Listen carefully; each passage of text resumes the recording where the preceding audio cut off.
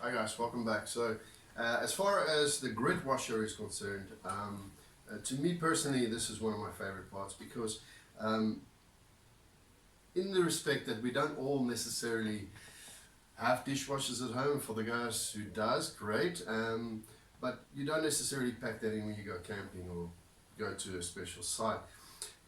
So this is where the grit stand, or what I call the grit washer, comes quite handy because all I need to do literally is take this, fill it up with water. So once I've done braaiing, I would then spray my grit.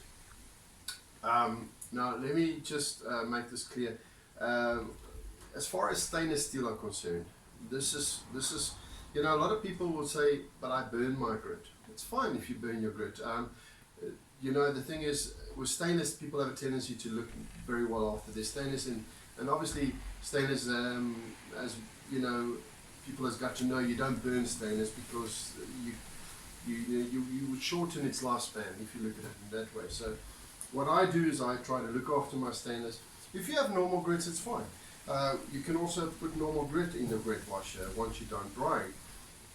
It doesn't necessarily need to be stainless. However, stainless is one of my favorite parts because we live at the coast. So it's important for me to spray my grit when I'm done drying. So just to give you an idea, I have a number 1 stainless steel grit cleaner.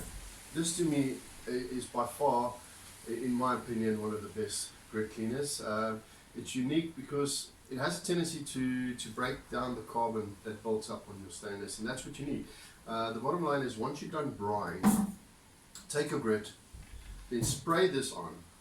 Now, not in the water that you fill up the grit washer, but on your actual grit. So whether your grit is still very warm or whether it's cold, it doesn't matter. Just spray it on. Especially also when you do work with marinade, that has a tendency to build up and gets very hard if you don't look after it. So I would just spray it. It's a very simple concept.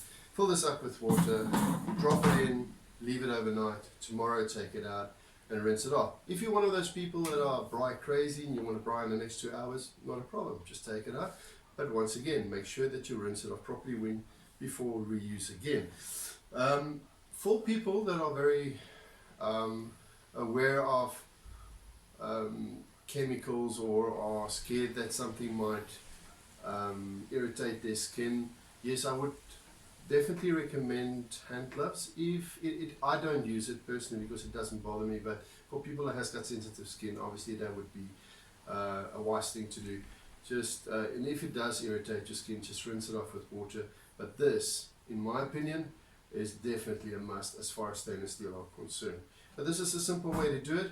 If you have a very long grit, some people do have snook grits, if you may call it that, meter by 500 perhaps.